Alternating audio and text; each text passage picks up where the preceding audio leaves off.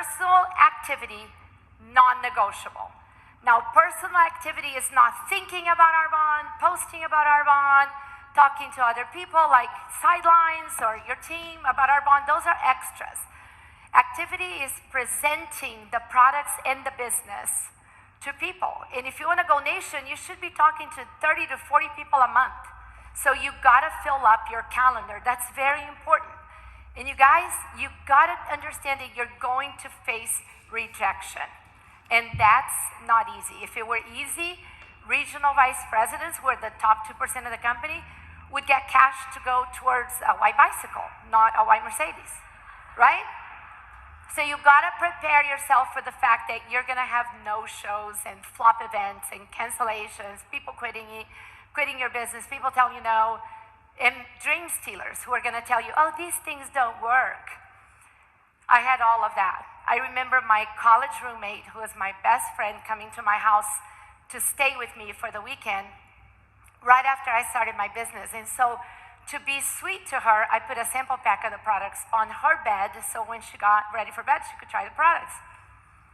And then she came to the living room, she's holding the sample, and she's like, Cecília, thank you, but I really don't want to try this. And I wanted to go, and I really don't want you to stay here. But I didn't.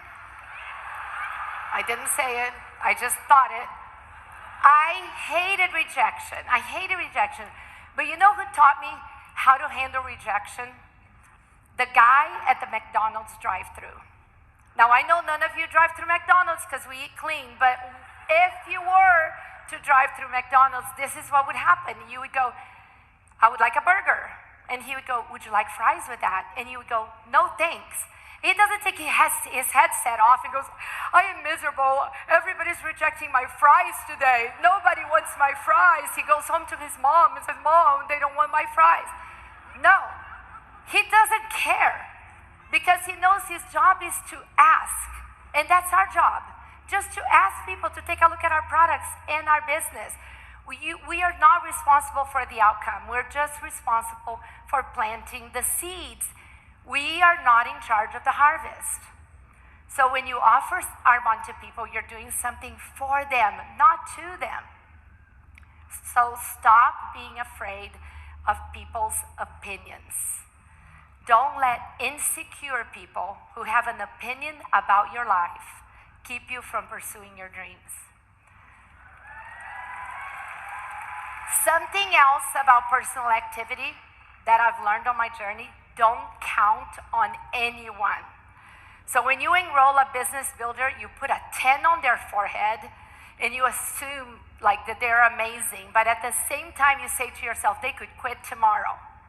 And then you go find new people. You keep looking for new people. You gotta replace people before they quit.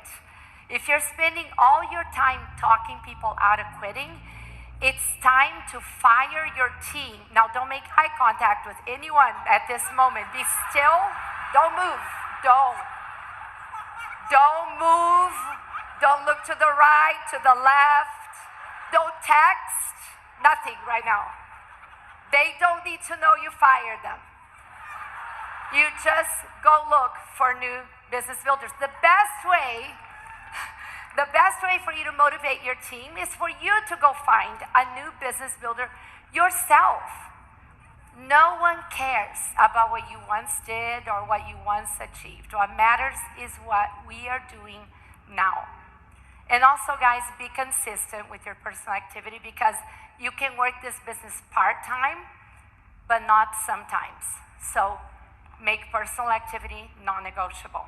Number 2, make your commitment unwavering. I love this topic because commitment comes from a result of choice, not conditions. So you pre-decide, and you don't wait to see how you feel, because commitment is not based on your feelings. One of the biggest problems I see today in Arbonne is that people talk so much about their feelings, and no other occupation in the world does that. People don't talk like that. Like, if I feel like it, I'll work. But if I don't feel that good, then I won't work. Like people say, I'm in a funk, so I'm not going to work today. I need some me time.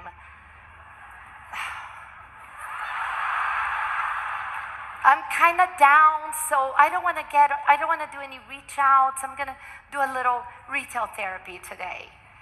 My business is down, so I don't really want to get on the call. You guys, can you imagine if a surgeon talked like that? I know I'm supposed to perform this life-saving surgery on you today, but I'm just not in a good place. Or how about an attorney that's defending you in the court of law, and he would say, I know our trial starts today, but I'm just in a little bit of a funk. You would be going, snap out of it right now, go to work, do your job, right? When you're serious about what you do, you don't let your feelings drive your decisions because you're a professional.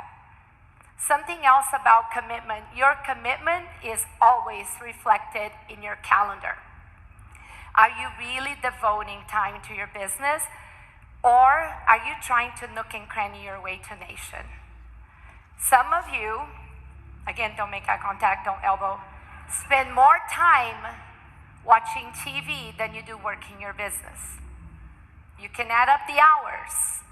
There's no QV in TV, by the way. My to-do list is my calendar, and I live by it because you either run your day or your day runs you. You have to commit time to your business every day. Can you imagine listing out your home with a realtor, and the realtor says, hey, I only show homes on Tuesdays and Thursdays between 2 and 3 p.m., and then never on any weekend because the weekends are just sacred. I don't do anything on the weekends. You would go, no, I'll find a realtor who says, hey, I will show your home, I will sell your house, right? You wouldn't take that person seriously. So you can't treat a business that has the potential to be a legacy for your family as a side hustle. And that's how you make it in this business. Working your business when you just feel like it is entitlement mentality. And we've got to stop acting entitled and only wanting to do what's easy. Because you know what, guys? It's the hard that makes it so worth it. You guys, I have been on mission trips to Africa, and I met women who literally had to walk 1 mile to get water from a river and carry it back on a bucket so that they could give water to their children. And I can promise you, not one of those women ever said, today I just need me time. Or I'm kind of in a funk today, so I don't think I'll go fetch the water. They didn't do it because their why was bigger than their feelings. They had to feed their kids. They had to give them water to drink. Sometimes people say, I'm just really struggling with my belief. That's why I'm not working my business. And this is kind of challenging you now. You guys, you know who struggles with their belief? People who are not doing anything. People who are not in activity. And also people who think that they should be earning based on what they once did. So let me tell you something from a 12YD MVP who's been in this business for 31 years. It doesn't matter what I once did because my team needs to see what I'm doing now. And we all need to be in personal activity in this business because that keeps us relevant. The best food for belief is activity. So work your business and then the belief will come. You may have to borrow somebody else's belief. You can borrow mine, speak with a Brazilian accent if you want to. And one day it will become yours and it will be so strong that no one will be able to shake it. Also, part of being committed is attending everything. It blows my mind how many people don't think that it's important to get on Zoom calls from their uplines or attend events. If the call is happening, you're on. Be the first one on, the last one off. The call is over, you're upline saying bye, and you're like, I'm still here, hi. Because you're so committed. If there's an in-person meeting, you go. If your business is down, you need the meeting. And if your business is up, the meeting needs you. You don't question it, you just go. You guys, when I was building my business, my upline, the amazing Nita Irwin, had meetings in her home every single week, and there were 6 of us that were there every time. And you can see them: Sonia Peach, Joyce Owens, Nita Irwin, Cindy Pipkin, Martha McIntyre, and then me at the bottom with my son Connor with the bug eyes. And I loved being with these women, and you guys, and I honor them because they went before me and they paved the way for every single one of us. But it's as if we all had this silent pact that said, I will never leave you. I will never leave you. Can you look at somebody and say, I'll never leave you? You have to make that decision. 30 years later, we're still ENVPs, and that's not a coincidence. So make your commitment unwavering. Number 3, make growth more important than title. When I started my businesses, for quite a while, we had no website. And so we would get a fax from Arbonne with our team on it. And I couldn't wait till I had a full page of team. But one time I got a page, and then another page came on, and it had one name on it. And I was like, it takes 2 pages for my team to be listed.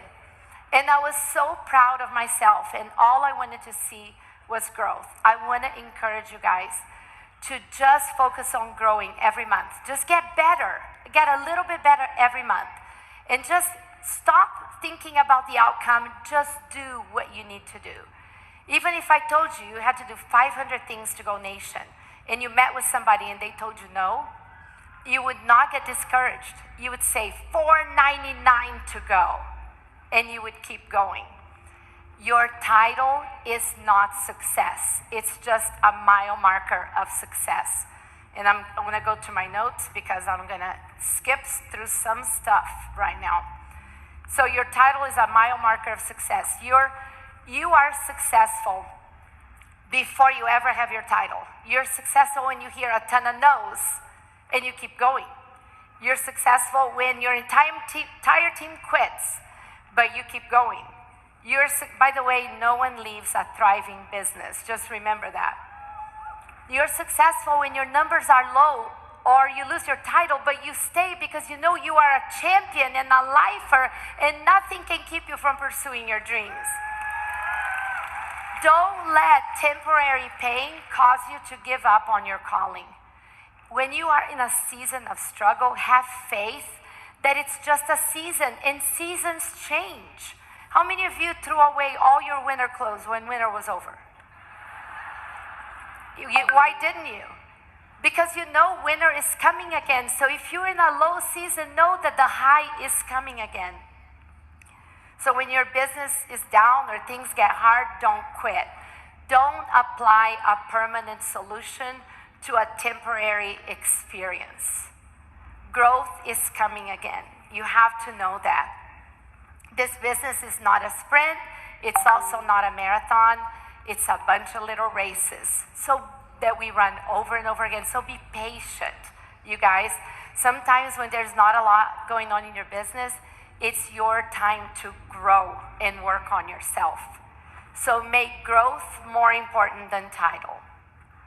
Finally, number 4, make excellence a standard for your life.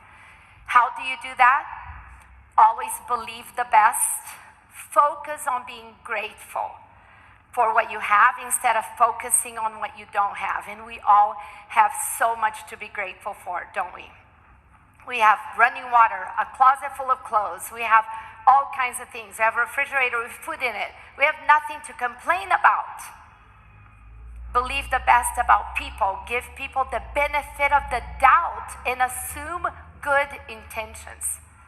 Speak the best, because life and death lie in the power of the tongue. Speak what you want to see, not what you don't want to see. Say things like, I have a thriving business. I am a business builder magnet. My promotion is right around the corner.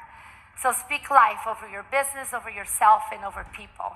And do your best. Work on your habits. You guys, outwork everybody on your team. Do more than everybody else.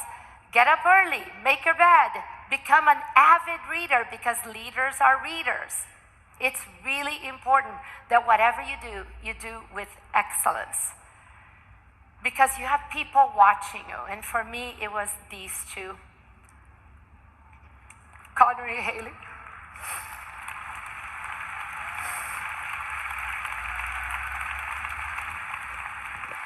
I wanted for my kids to have choices in their life that I never had. But I also wanted to show them how ordinary people can do extraordinary things when they live their lives with excellence. My gift to them was to live to my potential. And could I expect my kids to live a life of excellence if they watch their mom quit or even just do good enough? You guys, and today both of my kids are thriving in their careers, and they are amazing humans. And so much of it, I think, is because of what they watched growing up in an Arbonne business. I want to challenge all of us to make this event the beginning of the new race that we're going to run together. You guys, in this new race, we will all make personal activity non-negotiable. We'll make our commitment unwavering. We will make growth way more important than title, and we will make excellence our standard. And this will be your best race yet. Remember, to whom much is given, much is required. And we've been given a huge gift with this opportunity. Let's not waste it. You guys, build a huge business, because there are people in this world waiting on your extra just so they can live. And you get the opportunity to make a difference. You were put on this earth for that reason. You have a gift and a calling, and your calling is irreversible and irrevocable. And at the end of your life, you will end up somewhere. So make sure you end up somewhere on purpose. Live a life of purpose. For each one of you, I pray that the rest of your life will be the best of your life. And may all of us from this day forward live our lives in such a way that we will get to hear, "Well done, good and faithful servant." I love you all.